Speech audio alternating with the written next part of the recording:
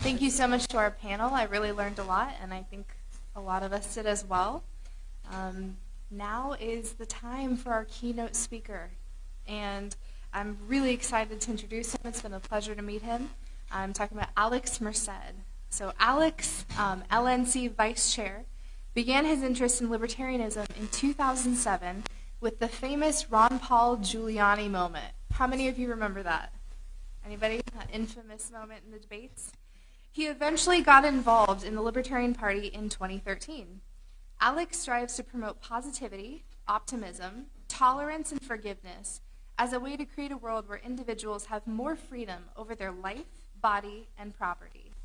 Alex Merced is of Puerto Rican and Guatemalan ancestry, grew up in Connecticut, went to college in Ohio, and has lived in New York City since. Alex has run for public office 3 times, published thousands of videos and podcasts, and is the author of Profits Are Generosity. It has, on a personal note, been amazing to meet him. He's one of the kindest people I've been around and just a genuine joy to talk with, and we are really grateful for his presence here. Please join me in giving a big Iowa nice welcome to Alex Merced.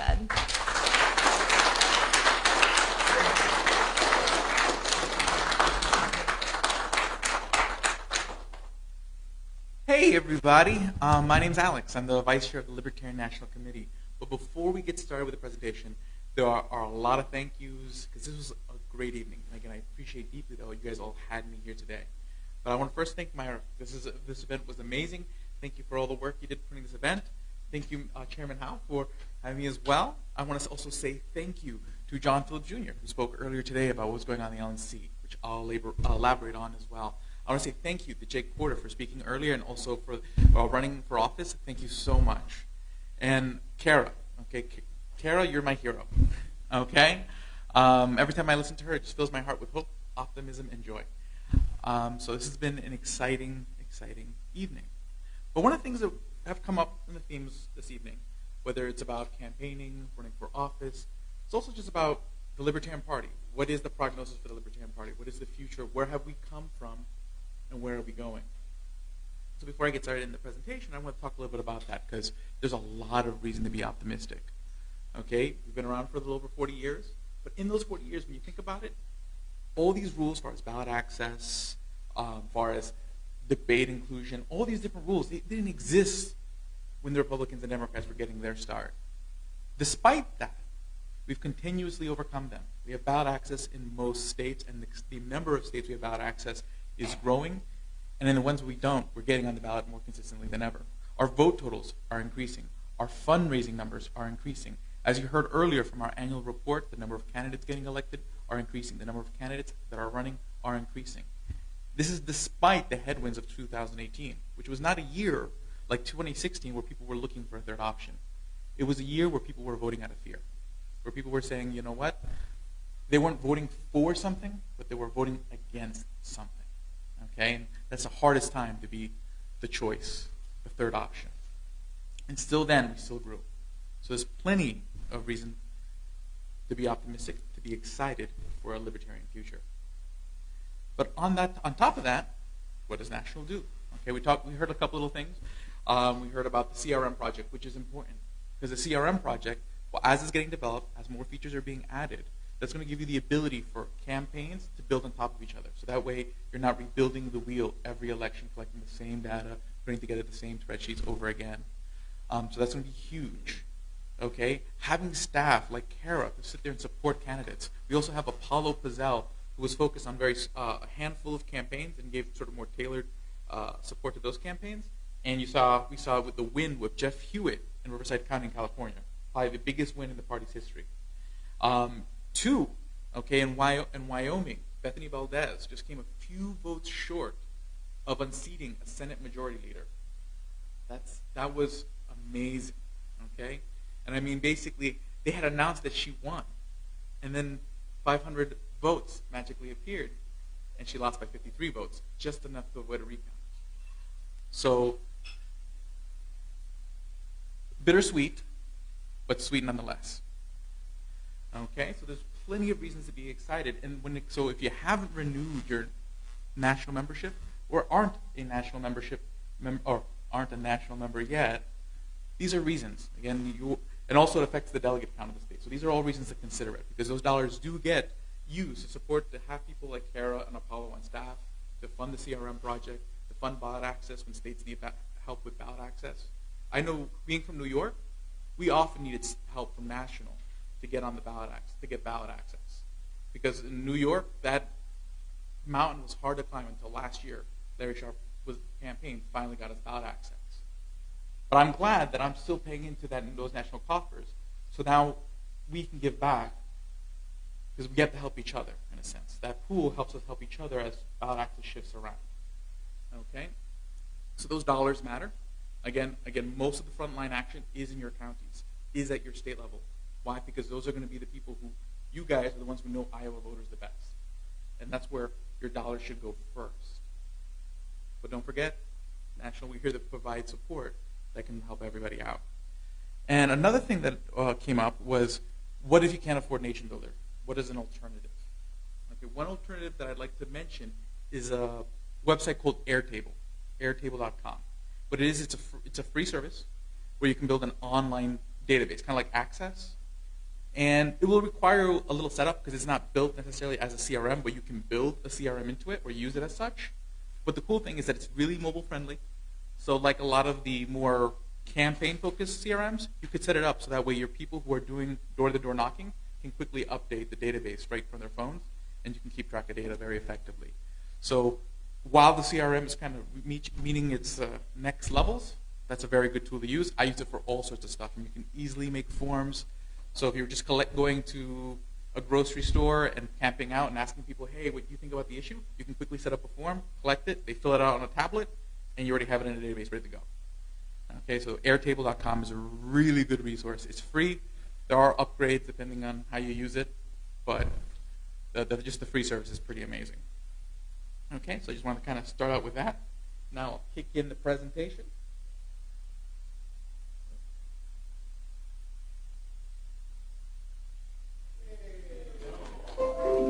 Oh. There we go. Okay. So, my name is, again, Alex Merced, and basically what I'm going to be talking about is like the Libertarian mission, because what is it that we're trying to do? Because we're trying to do things on a lot of levels. We are the political arm of the liberty movement, and political action is getting people elected so we can change policy. But there are a lot of other aspects of political action beyond just electing candidates. There's ballot initiatives, working together to get initiatives on the ballot to change policy directly. There's lobbying, going to city council meetings and sitting in those meetings to voice our opinions and organizing to express to sitting legislators to the change now. Because we don't want to wait till the next election. We want to affect policy now. So all of these things are things that we're, as a party, organizing. And in that process, we are helping people learn more about our views on policy, about the direction we want, the direction we want to go in, the world that we think is possible. A world where we can all kind of live together, but be allowed to live the life that we want to live. So in that, let's discuss who I am. So, you know, I'm vice chair. And again, as you know, I became a libertarian particularly because of the Ron Paul moment in 2007, the Giuliani campaign. I was actually in Manila at the time, in the Philippines. I was actually far to the left at that point. And the only English news channel they had on the TV was Fox News. So I was like, okay, I'm going to be watching this while I'm here for the month. And then that debate came on, and I'm like, I agreed with everything this guy said. And I didn't think about it too much at the time, but then when I came back, I did the Googling, I did the watching of the videos, and then I became obsessed. And in the next several years, I basically spent just reading up all the libertarian literature, learning about the libertarian tradition, and falling in love. Okay, basically my life here in the libertarian world is just one big love story. Now, what happens is that basically I'm involved peripherally. Mainly what I do is as I learn more about libertarianism, I record everything. I make a video of everything that I learn. So that way other people can join me on my journey as I learn more. So that's how we ended up with over 2,000 videos on YouTube, me just discussing anything that I was learning at the time. And that allowed me to build a small audience. So in 2013, what happened is in the New York City election, a guy you might have heard of, Roger Stone, okay, tried to hijack the New York City Libertarian Party. So the convention that nominated the candidates ended up getting thrown out after a big lawsuit and all this stuff. and they had to re-nominate their candidates. And there was one seat open that they couldn't find anyone to run for, New York City Public Advocate. This is basically like the vice mayor. So if something happened to the mayor, public advocate is now in charge. So the person who was the mayoral candidate said, oh, I know this guy who lives in New York City. I watch his videos all the time. So he goes and reaches out to me and says, Alex, can we run you as a candidate? And they never thought about it, but sure. So they got me on the ballot, and once I was actually on the ballot, I was like, oh, this is real. So then I started going, okay, let's do this. So I didn't know anything at the time. I didn't know anything about campaigning, know anything about, well, what should I do? So what I did know, social media. So I started going into every Facebook group that had anything to do with New York City and just talking to people. You know, not quite door knocking, but it was something. And then when the vote total came in, out of all the citywide candidates, I had the highest vote total. I had over 10,000 votes. The next highest vote total was 5,000. So after that, I stayed involved with the party. Not mainly because the people who I met, I built very valuable relationships with. People come for the ideas, but they stay for the relationships. That's why it matters. Every time you meet someone who's new to the party, that you welcome them with open arms. They may not be as far down the libertarian rabbit hole as you may want them sometimes, but they'll only get there if they stay. And one of the reasons they'll stay is because of the friends and the family they build here. So I stuck around. I stayed involved with the New York City Party, got married, and then in 2016, it became quite visible that it was going to be a Hillary-Trump race. And at that point, I realized, hey, this is interesting. And one of the two politicians I always wanted to run against was up for re-election. I always wanted to run against Anthony Weiner, but he took care of himself.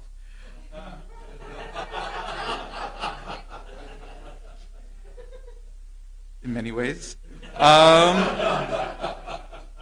And I always wanted to run against Chuck Schumer, because these were politicians that really represented one of my biggest issues with politics, the idea that the wheeling, the dealing, the insincerity in politics. So Chuck Schumer was up for re-election. And so I entered the primary, and I ran hard in that primary. Well, there was two people running for that nomination. I ended up winning that nomination. And then at this point, I still, again, don't know didn't know much what I was doing. But then the 2016 National Convention happens, and there was a candidate, Austin Peterson. You might remember him. He ends up not winning the nomination, but his campaign manager was a guy by the name of Jeffrey Carson. So the minute that campaign ends, I literally run over to Jeff Carson, and I go, would you want to work on my campaign? And then literally he comes to New York, sits down with me, and trains me on everything. Tells me about like door knocking, tells me about making phone calls, putting together a donation list, all this stuff. And basically, if it wasn't for him, the campaign would have never became what it became. So I got a campaign manager, I got a communications director. They handled the donation stuff because I hired Evolt, their company, to do the compliance. And then I talked to my boss. I got a leave of absence from work, and I campaigned full time. I was traveling all across New York State, going to every county, figuring out what the local food was, taking a picture of what the local food was. Now, I knew what the odds were, being a statewide race, but the context in New York was, in a couple years, the governor's race would be there, and that's what determines ballot access. And at that point, the New York State Party wasn't very well connected. Most counties didn't know who they were, we didn't have very much interstate relationships within the party. So one of the things I wanted to do was to have someone travel the state and help build those relationships. And we did that successfully, and that gave a very strong foundation for what later became the Larry Sharpe race, governor campaign. And we ended up getting over 47,000 votes, which was like 45% better than the typical U.S. Senate campaign for New York City, second highest U.S. Senate vote total for New York State. And so that was overall, it went well, achieved the goals that I wanted to do as far as connecting the party, reaching out. We connected, a lot of new people joined the party out of that, and a lot of new county chapters came into existence. Then the following year, it was 4 years from the New York City race, and no one was running for comptroller. I'm a finance guy. What I do all day, full time, is I train people in finance, specifically in securities licensing. So I get to spend all my days telling people about how much I hate licensing, which is awesome, which has contributed to my vote totals in New York City because basically I've trained a lot of people there. So a lot of those people end up voting for me later on. Not so much donating, because there's a lot of weird campaign finance rules regarding finance professionals. So you think, oh, yeah, I got this Rolodex, this is going to work out. They're like, no, my company won't let me.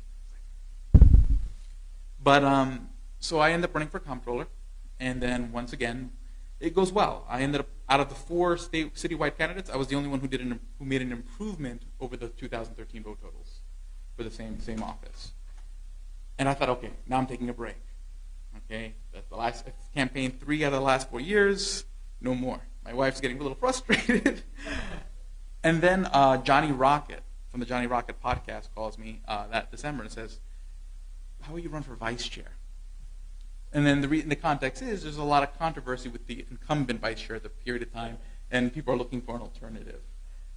So, because usually vice chair in the history of the Libertarian National Committee, usually it's a race that no one pays attention to. No, basically the way the chair and vice chair are handled at the national convention, the different candidates, they get like a hospitality suite, and you vote on it on the floor. But people were really paying attention to this race because of the controversy at the time, which is not necessarily a good thing. You'd rather have people focusing on their campaigns and wondering who's vice chair of the National Party. But this was the context we lived in. And then Larry Sharp called. He said, you should run for vice chair. I'm like, okay, well, if they both asked me, then I guess I got to do it. So then December 1st, 2017, I announced that I'm running for vice chair. I traveled several states, met a lot of people, fell in love even more with the Libertarian Party, and I became vice chair. So that's who I am. That's how I got involved. That's how I got to this point. But one of the things that always underlays my message is love. Because at the end of the day, one of the things that we're doing as a Libertarian Party is educating people on the Libertarian ideas and Libertarian knowledge. But the thing is that you can't get to somebody's mind until you've gotten to their heart first. Because oftentimes it's their emotions that block them from listening to what you're trying to say. So if you don't connect with people first, this is why it's not just building relationships, but it's developing the emotional intelligence skills to develop those relationships effectively. And that's going to be a lot about what I'm going to be talking about now. Okay, and this is important more than ever because we're living in a period of great polarization. And that's just the nature of politics. Because what's effective? How do you win? How did everyone win last year? Fear. Okay, everyone's saying, you got to vote Republican because if not, the Democrats will win. You got to vote Democrat because the Republicans will win. It was all about fear. If I can convince 51% of the population to be scared of the other 49%, I can win an election. But the problem is, there's huge cost of that. Yes, you won an election, but what happens now? People go back to their neighborhoods. They don't want to talk to their neighbors as much. Because, my neighbor's the opposite party. What happens? We don't help each other as much. Our communities fall apart because we've been polarized. We've been divided. There's a huge cost to politics of fear. Fear is an effective tool to win an election, but it has a cost to the country. And this is why I think the libertarian message, and one of the greatest things the libertarian offers, is a path back to a united front. Because we're saying, you know what? We want to take solutions out of the political realm. Why? Because when we get to make choices, when I go to my local business is not trying to divide me from my neighbor. They want both our business. The local charity, they want both our business.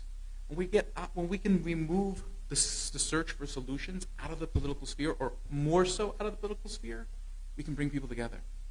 And those people who are frustrated with how divided things are, how frustrated with how hopeless it can seem sometimes, I think the libertarian message brings that hope. Brings you back to your neighborhood, brings you back to your community. And I think that's why it's important to keep positive. And that's why I promote such a positive message. Because I think not only do I really highly believe in free markets, but again, I think the community that free markets brings is also important to the outcomes.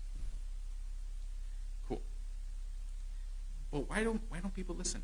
Have you ever heard that phrase where other libertarians, they say, oh, we all understood this when we were kids, right? We all understood that you just don't hurt people and take their stuff. A kindergartner can get it. But for some reason, we just all forget it when we get older. Why?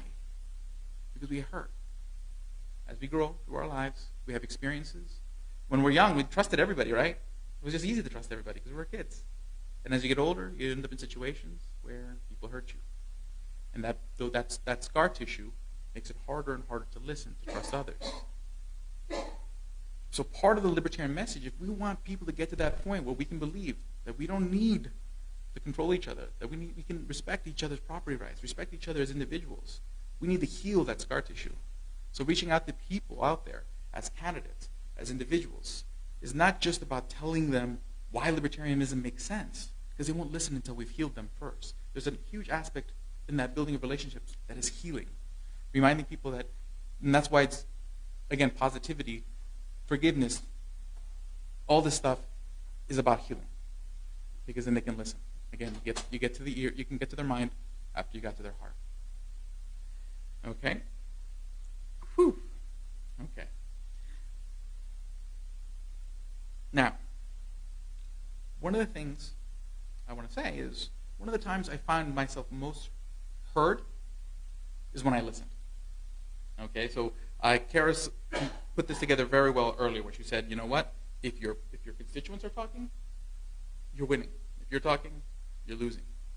Because again, people are looking to be heard. Because they feel like no one's listening to them. That's why they're upset with the political process. Why would they vote for another party if they weren't upset with the political process? They're looking for someone to listen to them. So a couple situations in which listening played a huge role in unique experiences. Just recently, someone who was disabled or is disabled reached out to me. And I mean, this person, basically they have like a condition where all their bones are like glass. And they can't go anywhere. And just wanted to reach out to me and talk to me. And I said, how about this? You know what? These are interesting issues. He was telling me some interesting things about how the government affects his ability to live his life, in the sense that basically to him, he would love to work. There's things he can do. But he has to choose between that and being alive. Because basically if he starts making money, certain things, he basically can't get the health care needs he has, and he'll die.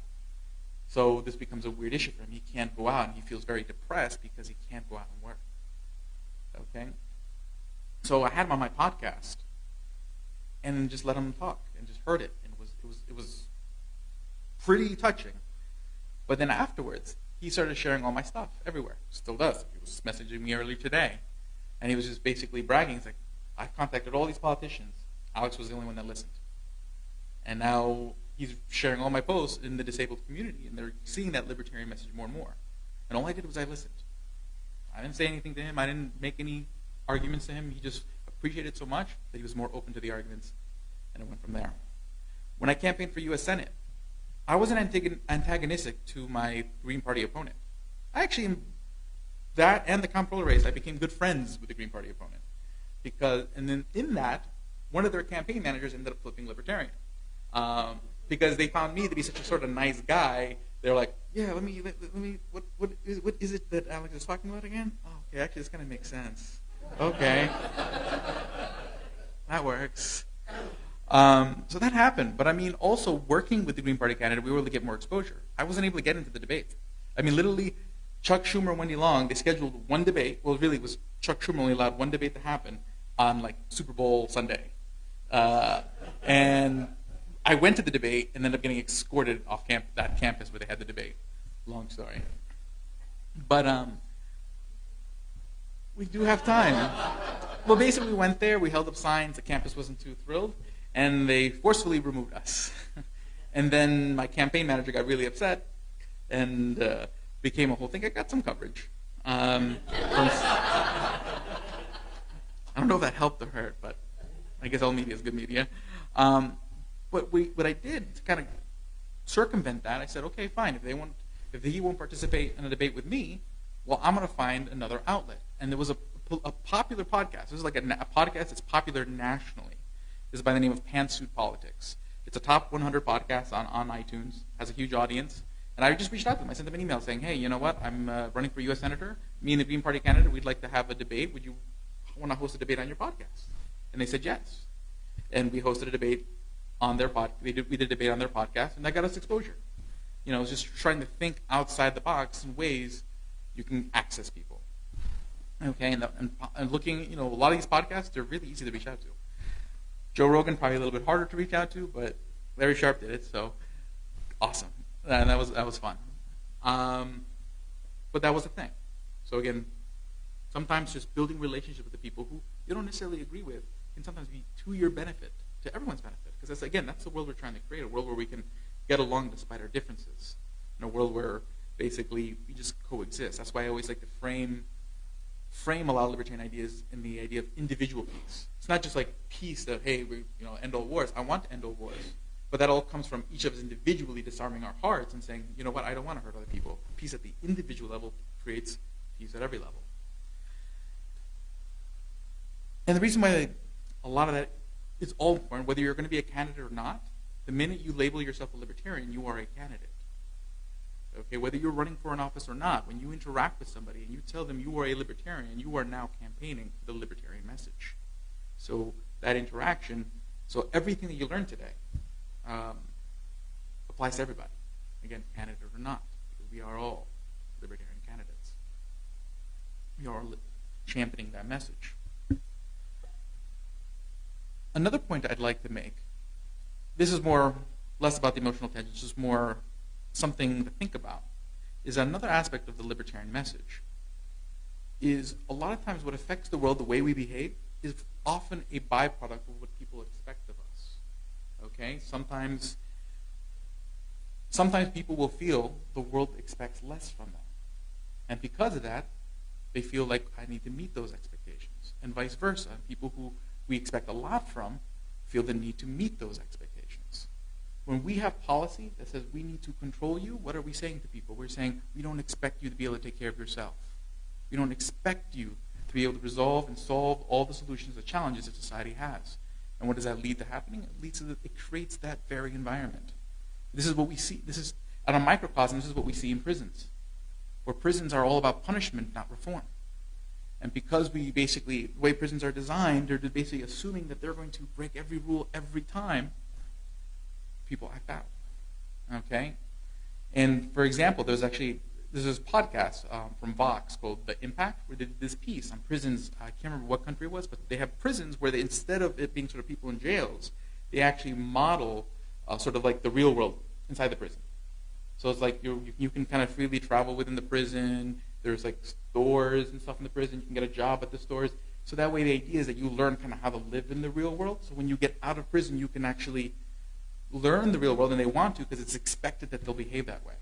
And they've actually seen very low recidivism rates. That's libertarianism on the grand scheme of things, letting people be free because they'll be free better if we expect them to be free. So while we see this in the microcosm of prisons, it applies to everything. So it's all about sort of how we view each other. And policy is very much about what we expect from each other. Cool. Yes. It's better than I guess. Yes. Okay. There's another one. Now what happens here is what I want to do is just talk about some of my favorite practical arguments. Now I'm big on the sort of the moral, intuitive, heartfelt message for libertarianism. But of course, at the end of the day, people's minds only change if they see the benefit of what you're talking about. So once you've kind of touched their heart, once you've built the relationships, once you've gotten to the point where their mind will listen, they need to know that there's something in it for them on the other side. Why change? Like if you tell me this is a good thing, but I have nothing to benefit from doing it, why would I do it? Okay, and I realize I'm skipping over the slides here. So we talked about polarization. Okay, we talked about leading listening. We talked about punishment. Okay, here we go. But bottom line is, there are practical reasons. One is corruption. I think everyone's pretty familiar with this argument. The idea is that power corrupts. And now, the more stronger the power, the more stronger the urge to be corrupted. And at the end of the day, that's always going to happen.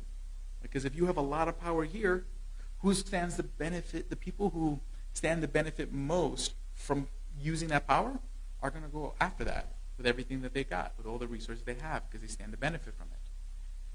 So you're going to end up with inevitable corruption in the highest levels of government. So that's one reason why maybe we should be skeptical of government as a solution. And again, when I talk to people, I don't sit there and say, hey, just because this is a thing, doesn't necessarily mean you have to come out today and say, well, all solutions should never be done by government. I don't expect people to make that leap today. I just want people to accept that maybe there's a reason for skepticism, or at least to understand why I may be skeptical. I never tell people, you know what, I'm going to have a conversation with you today, and I hope you change your mind today. I just want you to understand where I'm coming from. And if you understand where I'm coming from, you may not agree with me today, but the framework is there. And once you understand it, you'll start noticing it in your life. Problem is, if I tell people I want them to agree with me right away, they won't even try to understand it. So I just try to get to that conversation. That's something that Larry Sharp says a lot, that the best thing we can do is just have lots and lots of conversations. And it's so true. But adaptability. Even if government could implement a solution without corruption, how often do elections happen? Every 2-4 years? So if you do the wrong solution, you're going to be stuck with it for a while. Okay, and there's a huge cost to that. So it can't respond as quickly. While a business, a charity, whatnot, if we're doing something wrong, you can just change on a dime. Okay? So when I was running for public advocate, I was in New York City, not the most friendly place to free market arguments. Let's just say that. Okay? So I had to really kind of learn how to talk to the left in the sense. So I would just say, you know what? Let's say maybe your solution theoretically might work 20 years from now once you've gotten all the right politicians elected and they've done it. But don't you want to get it done now? You don't have to wait. You can just go start a business, start a charity, and start implementing your solution now. All I'm saying as public advocate is not to say that your solution is right or wrong, but how about this? How about we have someone in office who's looking to help connect people to facilitate the solution outside of government, to get it done today instead of tomorrow, and waiting for some political consensus that may never come. And when it does come, you water down the solution so much that it's not quite what you wanted originally. Okay, so adaptability, the nimbleness of individual solutions versus government solutions. Complexity. Oh, this is one of my favorite ones to talk about. This is a story that an analogy I started using in the 2016 campaign. It's actually become one of, Larry uses this one a lot too. But anyone here ever familiar with the game Uno? Yeah, I love Uno, right? It's a lot of fun. How hard is it to find people who want to play Uno? Not hard at all. Why? Because the rules are simple. Okay? Do we need a referee in Uno? No, because if someone puts down a red 2 and a green 4, I'm like, shenanigans. It's because the rules are simple, you can get more people to play, and it's easier to catch people when they cheat. Now, I enjoy a game of Dungeons & Dragons too, but how hard is it to find people to play Dungeons & Dragons with? Hard. And then when you're playing it, no one knows if they're playing it right.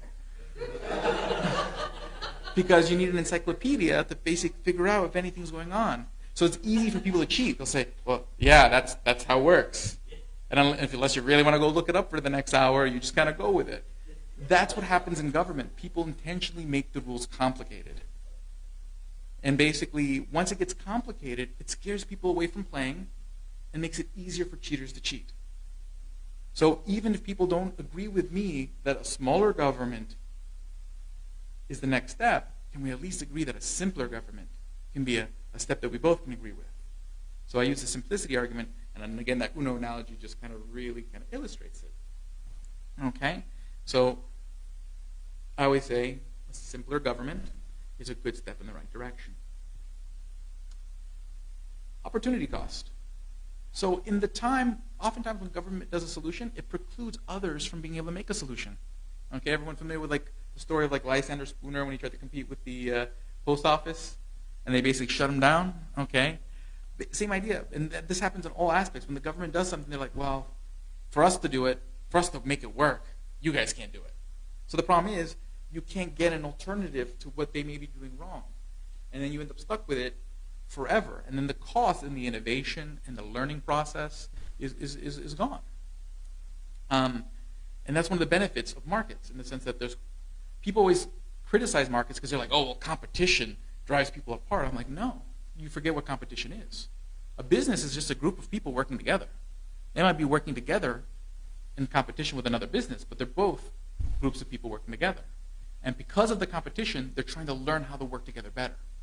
Because if they learn how to work together better, they'll succeed in the market. So markets teach us to work together better. It teaches us to cooperate. And if we can learn to cooperate better, everyone's better off. But if you take the competition out of the process, we don't learn these things faster. And then what happens is costs grow and resources become less. We're not able to innovate fast enough to keep up with it. I mean, take a look what's going on in healthcare, education, the areas where government's most involved with. We're not innovating fast enough to deal with all these constraints because government has not allowed us to. And that's to all our detriment. Okay, and knowledge. Basically, that's similar to what I was just saying. Basically, markets allow us to learn. Okay, so basically when you prevent individuals from interacting with each other, you prevent us from learning. So if you prevent learning, if you prevent learning, if you make the world complex, if you create concentrations of power that can become corrupted, we're all worse off. So even if you think there's maybe something that government may need to do, if we can all agree that these things are possible problems with the government solution, wouldn't we want to have as little, be very skeptical of when we decide to make government a solution? And at least that gets people starting to think down that road. Okay? I'm not going to expect them to be like, oh yeah, let's get rid of everything right now. I mean, that'd be cool. It's like, oh, okay, sweet, let's go. Let's get your lifetime membership pin now. And if you want, get a lifetime membership pin. Okay? Become a lifetime member of the Iowa Party and National Party. Why not? Get as many pins as possible. Okay? And also, reciprocity and motivation.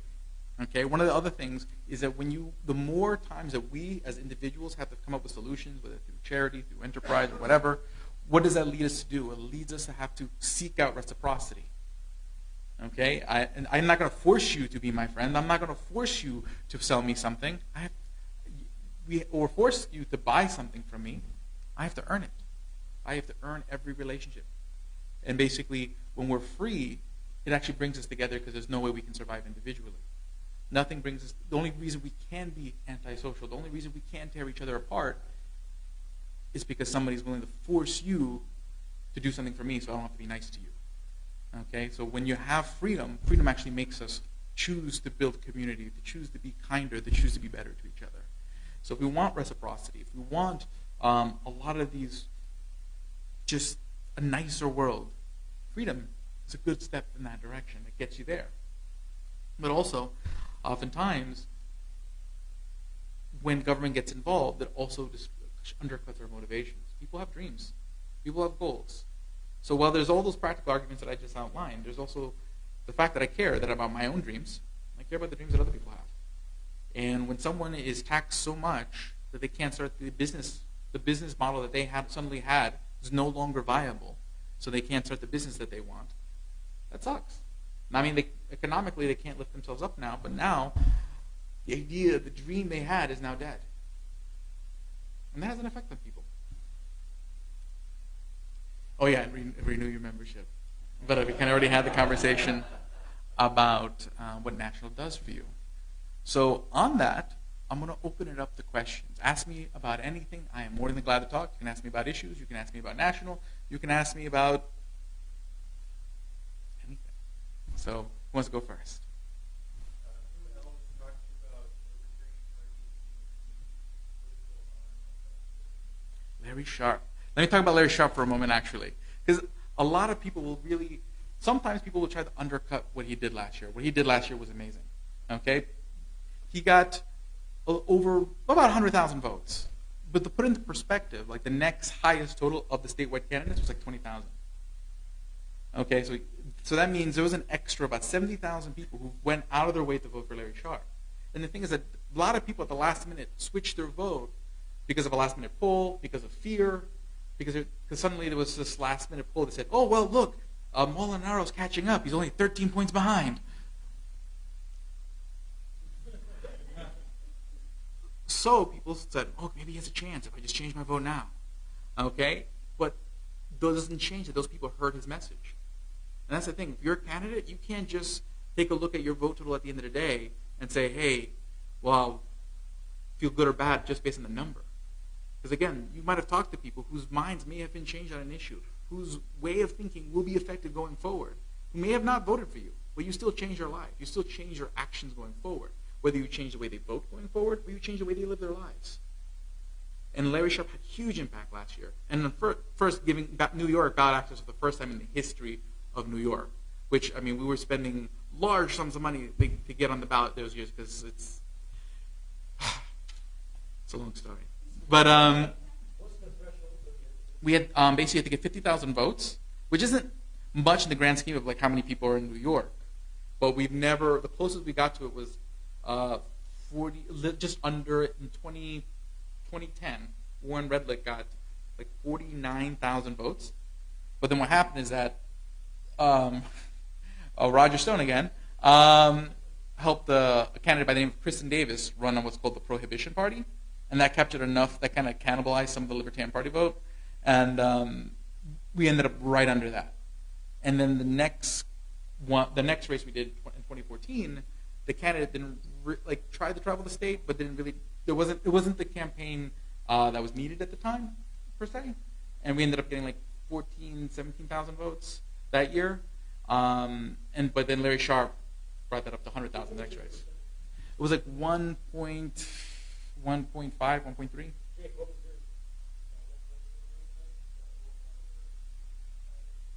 Ish. Yeah. No, that's awesome. No, no. That's the thing, and you guys have a lot to be proud of too. Because as you were telling me earlier, you guys did better in counties that you guys didn't do better in the past. You did better this year, and that's why 2018 should be looked at as a huge badge of success for the country as a whole. Because in areas where, in a year that we shouldn't have done better, we did, and that's awesome. And there's no reason to believe that trend can't continue. Now, of course, 2020 will probably be a fear election too. That's just going to be that's just inevitability. It's not going to necessarily be the friendliest year for us, but it doesn't mean we can't grow.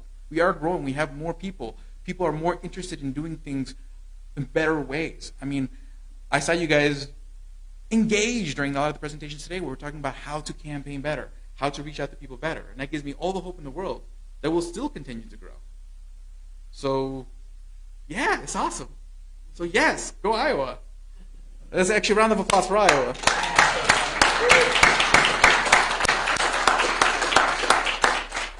Any other questions?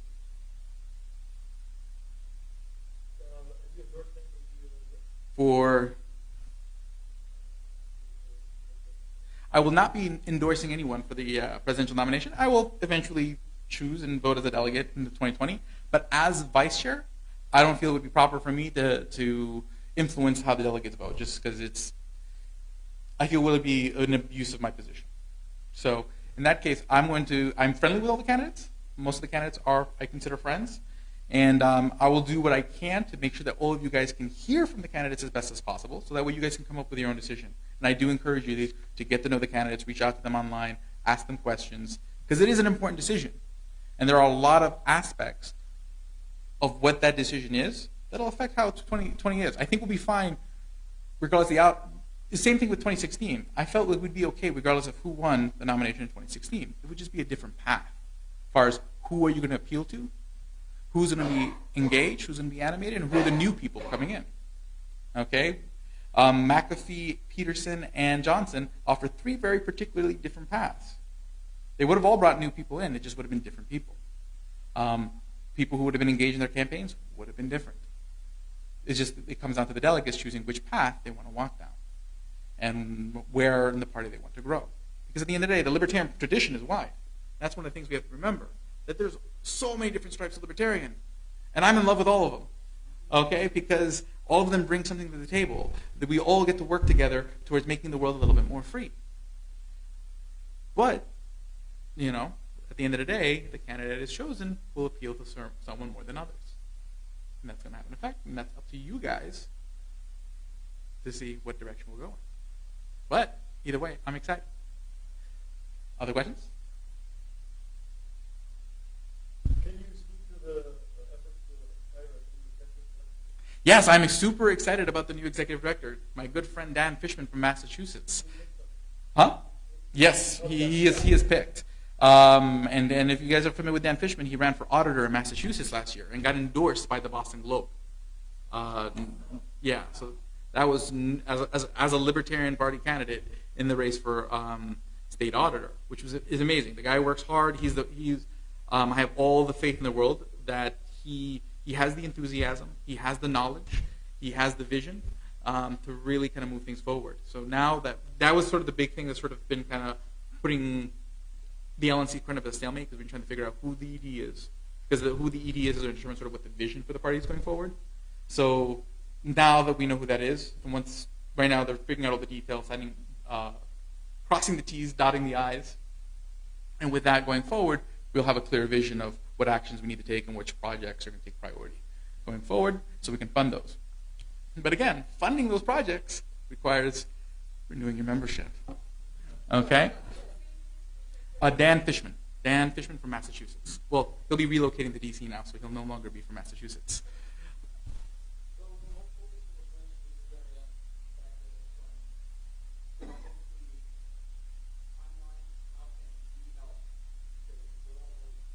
Yes. It's mainly I'll get a timeline and I'll post it on my LNC Vice Chair page, Facebook, Alex Merced for LNC. Basically, that the people who are going to be key to find out that information is Ken Molman and Andy Burns. They're the ones sort of most intimately involved with the project. It is available to most states. It's just some of the features that we want built into it aren't built into it yet. So the funding has been allocated for or approved for that. It's just the timeline and getting that programming added. So just a little background, the CRM is using a software called Civi CRM. Civi CRM is an open source CRM software. And if you don't know what CRM stands for, it's Customer Relationship Manager. So basically what it does, it gives you the tools to be able to keep track of either customers for a business or voters or donors for a campaign, keep track of people, be able to keep track of when you contacted them, what was the results of those contacts, so that way people can share it and access it. So that way, if you knocked on the door last week, and now I'm knocking on the door, I know, did they answer the door?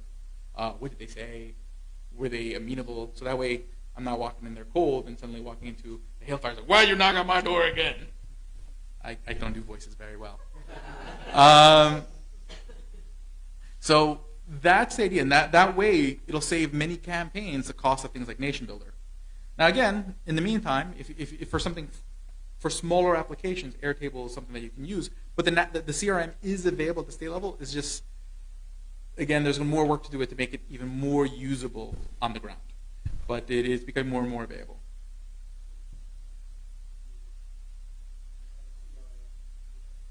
Mm-hmm.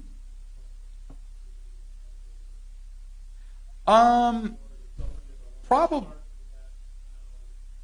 You could. I mean, more than likely what will happen is that you would export the data from your current CRM, and you might have to format some of the tables to get it to import correctly. But it should be possible. Like, it's all CSV files. Early in your presentation, you said something like the Libertarian Party was labeled on our Liberty movement. Mm-hmm. Please correct me if I misstated that. Can you elaborate a little bit on that? Okay. Basically, the Liberty movement as a whole, to me, what that means is the movement to basically promote libertarian values, a more libertarian world, libertarian action. So again, it's thinking libertarian, acting libertarian, and when I say that, it just means living your life and not feeling the need to control others, essentially. And again, we can argue that in several different ways, but that's essentially the goal. Now, when I say the political arm, it means that the Libertarian Party is going to be focused on promoting libertarianism within the political sphere. So that means ballot initiatives, electing candidates, lobbying legislator votes, and in that realm of promoting the libertarian message. But that's not the only place where the libertarian ideas get promoted. There's academia, and you have all sorts of institutions that have academics that publish papers. Think of like the Merced Institute that sit there and try to promote more libertarian ideas within the academic discussion. Then there's the cultural discussion. You have musicians like the band Backwards that sits there and puts in libertarian ideas into their music. They're not running for office. They're not involved in politics. It's just they are building a fan base of people who enjoy good music, and those people are going to be more exposed to libertarian ideas. So there's the cultural realm. There's the enterprise realm. People who are innovating. Think Bitcoin, think seasteading, where people are innovating new technologies that are going to allow us to be more, one, be able to live more free, but two, reduce the demand for government solutions. Because a lot of times is that we'll sit there and say, we don't need government solutions, but then we don't tell them what we're going to replace it with. Or we say, the market will figure it out. As Kara mentioned, it sounds like you're saying, well, whatever. So the thing is, we need to come there and say, either one of the things we can do, and one of the things we can do as a Libertarian Party, is create local community solutions. So while technology can provide solutions down the road, what we can do now is we can get involved through our county parties and create like little communities that maybe like do, let's say, a child care exchange. And you connect people in your community to help provide each other child care or free healthcare services. you can create those networks through your parties and start providing those solutions, saying you don't need the government to do it because, hey, we're doing it as a community. And that way you already have the solution as an example in action that they can just suddenly be like, yeah, that makes sense, that works. But if you just say, yeah, no, it'll work out, that doesn't give people a lot of confidence. Because the thing is that what people are scared of is uncertainty. At the end of the day, the only thing that's certain in life is uncertainty. But that's a hard message to sell. And that's, to me, one of the most important things about the Libertarian Party. Not only are we involved in politics, but we are the greatest example of the ideas that we're living. Because for those who've definitely been involved longer, we've become a family. People give each other rides, they take care of each other's kids. We get involved in politics, but we are a community that takes care of each other. And we are an example of that idea that such a community can exist. So the better we treat each other, the better we connect with each other, the better we can make the case. And it also makes people jealous. And they're like, oh yeah, I want to be part of that. And then they become part of the Libertarian Party, and they're like, oh, this is awesome. And they're like, yeah, okay, this makes sense. So by being the best community within the party,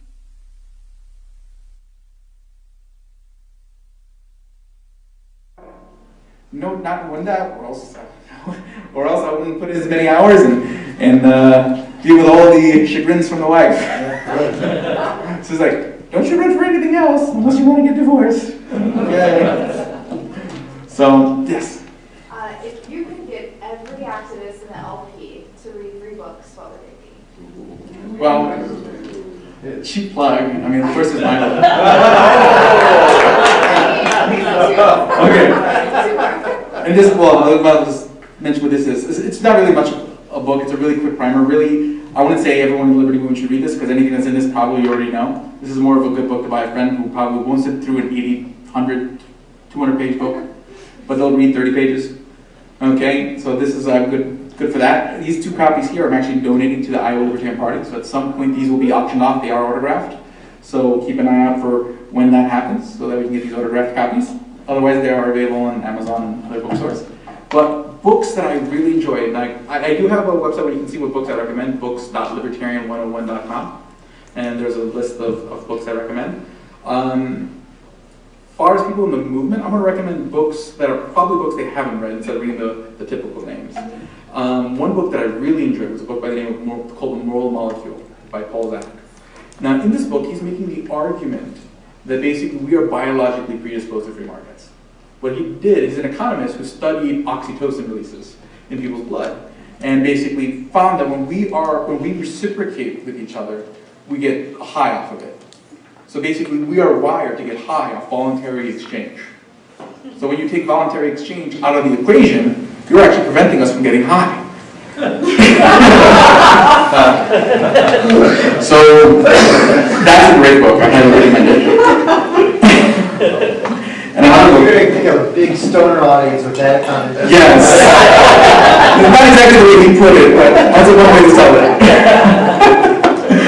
Another great book is a book by the name of Invisible Wealth. It's by Arnold Kling and Nick Schultz. Now, what's great about this book is that what it is, it's a series of interviews with different economists. But a lot of times we focus a lot on capital, like machines, money, interest rates, stuff like that, as far as when we have the economic discussion. This focuses a lot on institutions in society and how, so basically the culture, the norms, the traditions that we have, and how that shapes the economy, and then how it shapes liberty and stuff like that. And I found that to be a very enlightening book. And it's not a very popular book, but it's highly worth reading. And just one more for you. It just came out called Igniting Liberty. Oh yeah, from Being Libertarian. Yeah. Yes, Igniting Liberty is a great book published by Being Libertarian. I just read it. It is very good. It is very good for libertarians. It might be a little heavy for somebody just coming in. Got it. So it goes deep. Yeah. Yes. I was one of the authors, Jay Forrest. Yep. Yes. Awesome. Cool. Yes. And also, books.libertarian 101, if you go to libertarian101.com, that's just a playlist of like intro videos. So if you have a friend who you want to introduce him to libertarian ideas, and you want to make sure you like send them to videos that are not going to be like scare them, that's like my list of like friendly videos where I'm all friendly about what liberty is. But any other questions? Well, I want to reiterate again my appreciation for you guys having me here today. Thank you guys so much. You have no idea what it means to me. Every time I go to one of these conventions, I fall in love with the party all over again because I get to see all the hard work you guys are doing. I get to see the product, and it just reminds me again of what we're fighting for. And then Tara, I want to give you especially thanks because again, every time your passion brings that tear of joy to my eye. Brings it to you. I was like tearing up there earlier. So, but yeah. I love you, man. I love you too. But thank you guys so much. There's so much to look forward to. There's so many things to be excited about. Just keep doing what you're doing. Keep looking for ways to do it better every day. And we won't always do everything right. As long as we're trying to do it better, we'll keep getting closer. Thank you.